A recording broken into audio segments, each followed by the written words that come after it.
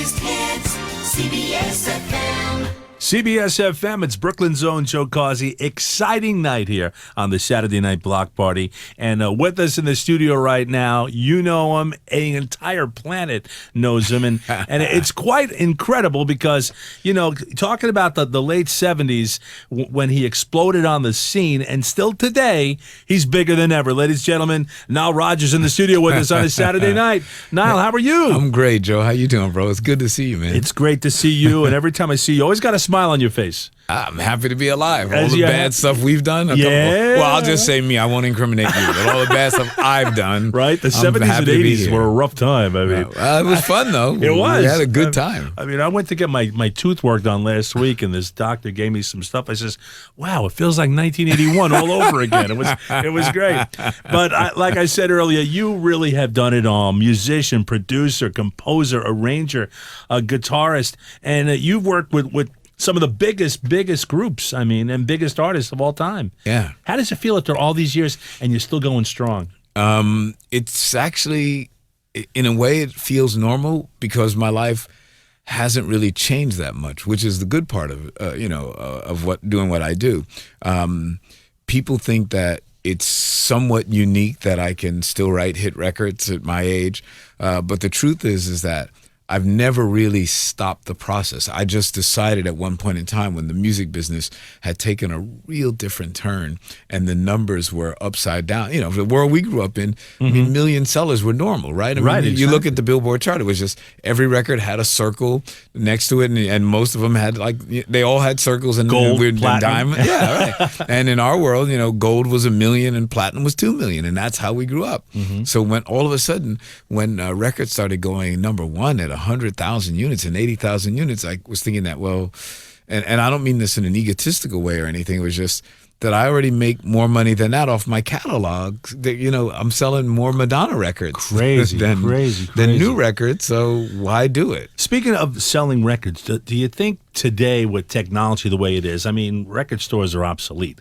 Do you think the way the technology is today, you're selling more with the electronic versions of songs, like MP3s? And well, that's just almost a loaded question, because for me, this year has been extraordinary because I've had the biggest record of the year with Daft Punk with Get Lucky. So I don't know if it has anything to do with the technology, the easy accessibility of the product, because that certainly is a condition that existed 2 years ago. Right. I think that a lot of it has to do with the quality of the music. It's a very organic sounding record. And if you think about that, and even like, you know, Blurred Lines and, you know, Robin Thicke's record, you know, it's all got sort of based on a, you know, nice R&B disco kind of vibe. A lot of soul, a lot of funk in that Blurred Lines. So I put that on when I take a shower. Let me tell you something. Yeah, I'm in the shower for 25 minutes. I can't get out of it. I love it. I love it so much. Let's take it back to the beginning. 1977. There you are, your first album with Bernard Edwards and some really great talent on the album like Luther Vandross and Norma Jean Wright. How did it feel to be the biggest disco artist in the late 70s? It was a shock to us. I mean, we knew that our music had a certain appeal, that it was fresh sounding, but we didn't know that it would have the commercial appeal. You know, we knew that it would have a sort of underground thing, but when Dance, Dance, Dance, Yowza, Yowza, Yowza exploded. Loved it. Loved it. It was incredible. I mean, we first heard our music, a song called Everybody Dance, in the clubs, and people loved it. They were gravitating towards it, but we didn't get the record deal with that. We got the record deal with Dance, Dance, Dance. And now, who said Yowza Yowza on that? It was Kenny Lehman, the guy who did the arrangement. I always wanted to know that. Yeah. Because I do a great Yowza Yowza if you want to redo this song. Oh, okay. Well, when we do the remix. Can we get it on the radio right now? Absolutely. You can do it. Let's go back to 1977. It's Chic and Dance, Dance, Dance on the Saturday Night Block Party. Back with more with Nile Rodgers on the Saturday Night Block Party. It's me, Joe Causey, Brooklyn Zone, having a great time in the studio with the father of dance music. Let me tell you something. That's what I'm calling you. You've done it all. You've covered every genre of music, and still today, you're probably one of the biggest drive. When people want a hit song, who do they go to? Huh? They go to Nile Rodgers. Am I right or wrong? Right, guys? Am I right or wrong? All right. Nile, so you've worked with the biggest and the best. I mean, from the likes of Diana Ross to David Bowie, Duran Duran, Madonna, most recently Daft Punk. And how does it feel when you're driving around all over the world? And I mean, every other song coming on, you're a part of it. It was funny, just the other day, that's exactly what happened. I was in a car, and I don't even remember what country I was in, because this year we've been touring more than any time in our lives. And I was in the car, and literally, out of 8 songs, only 2 were songs that I hadn't written or produced. How great is that? It was the weirdest feeling. And I wanted to try and explain to this guy, who I don't know what language he spoke. We were in Turkey or something. Right. I was like, oh, that's my... And I was like, he wouldn't even believe me. It was just too many songs. It really is. It was like Madonna and then Bowie. What's got to be cool, driving around hearing all those songs, all you see is dollar bills floating in the air, out of the radio. Well, I don't know if I was getting paid in Turkey. You better get paid, or I'll talk to somebody for you. Out of all the artists, like I said, and I'm going through the list here, I can't believe how many people you've helped out and produced with, like Kim Carnes and Philip Bailey and the B-52s. Grace Jones, I love her. Yeah, she's love awesome. Grace Jones. First time I met Grace Jones, she was doing her Pull Up to Bumper album. Oh, yeah. And I was working at a record store in Times Square. Wow. I was still in broadcasting school, and she came in and with her entourage, and she was pushing her record. I was doing a radio show in the store. She was wearing a burlap dress made out of like a potato sack dress. Right. And she's going, can we make this quick? I have to go back to Paris to feed my cat. And she invited me to go back to Paris to feed her cat and then come back. I swear to God. She was probably going to take Concorde or something. And that's exactly how she was. I mean, she's still like that, by the way. I just saw her last week, and her son's about to become a big star. He's got a film coming out, and he's a talented musician. I mean, extraordinary talent. Out of all the performers, out of everyone you've worked with, and you've worked with everybody, what was your best project, and who was the best person you worked with? That's impossible. I mean, at different points in my life, I mean, think about it. Look at how many times I was saved over and over again. So when we got our first record deal with Chic, that was huge. Then we did Norma Jean. Right after that was our second record. Then we did Sister Sledge. We Are Family. It was our third record. Right. So those records were life-changing. Then we had a bunch of Chic hit records. And then after the whole Disco Sucks thing, and you just thought it was going to be the end of our careers, bingo, we hit with Diana Ross, the biggest album of her life. Take that. Yeah, it was like, so that changed my life. Then Bowie, Let's Dance. Then I do In Excess, biggest record of their lives. Then I do Duran Duran, the biggest record of their lives. Then I do Madonna, biggest record of her life. So it was just one huge record after the next. And every time that happened, it was important. So I can't say that any one was more important. The one that probably felt the most important was Bowie, because I was coming off of 6 flops. And that was hard for me, because when you're that young and you feel like you have a lot to give and people aren't responding, you're trying your best, you're just not getting it right. And it was when I met Bowie, Chic had broken up, and it was like Bowie didn't have a record label. I didn't have a label. And it was just like we had to use our own wit and ingenuity to come up with a hit.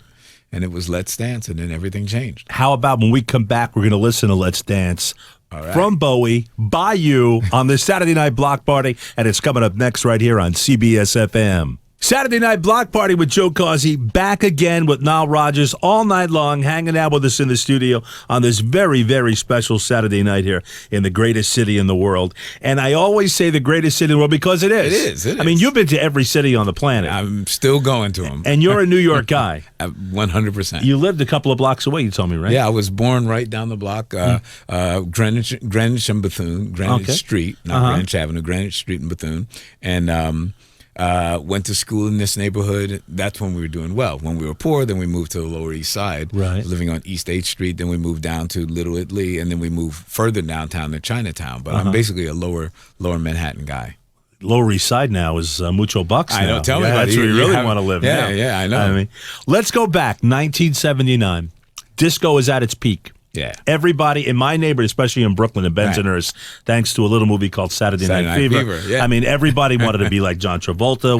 We were driving like him in the cars. We were dancing like him. I went for hustle lessons. Oh, Matter no of fact, kidding. You had lessons? I did a Dancing with the Stars on Staten Island last month. I won first place in a hustle competition. Whoa, I danced that's with two cool. ladies at the same time. Right. Okay, Haven't so you done still that in got it. You still got 1979. it. 1979, besides everybody dancing, everybody was roller skating all over the world, thanks to a record that really started it all and tell everybody what it was like. Yeah, it was when we wrote this song, Good Times, this was a groove that we had been working on for years and years and years, and we never got it right. And one night I was hanging out at Studio 54, and it was a crazy night. It was 1979. It was really out of control. And I went right from the recording studio right from partying to the recording studio. And I had taught the band the groove, and Bernard was a little late to the studio. And he walked in and he goes, "Wow, what is that?"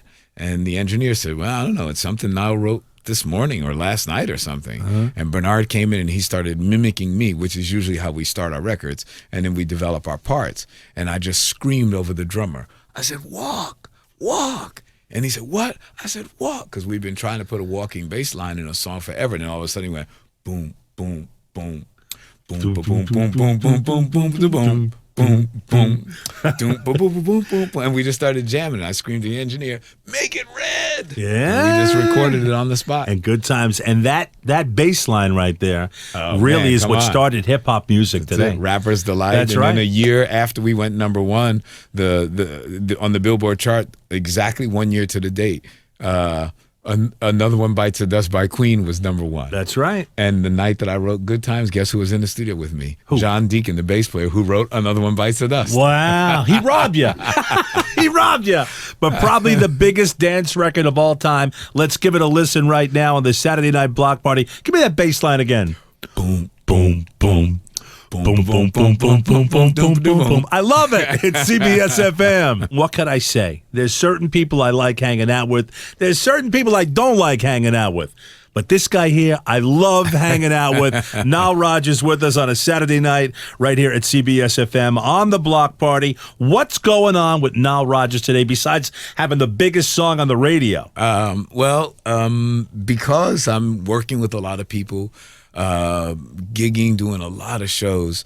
I'm going to be out in the Hamptons a lot this year, working on a brand new Chic album, by the way. Very nice. I better get a copy of that. I'm going to give you a test pressing like back in the day. Oh, I love it. But while I'm out there working and recording, I was hired to curate a wonderful charity. And so we just decided to call it B&B Presents. How about something simple? Nile Rodgers Dance Party. There you go. And I'm going to have myself, a lot of current sort of dance acts that are really hot in the New York area, groups like Chromeo. My friend Adam Lambert from American Idol, he and I just cut like a smash record together with Avicii, just a killer record.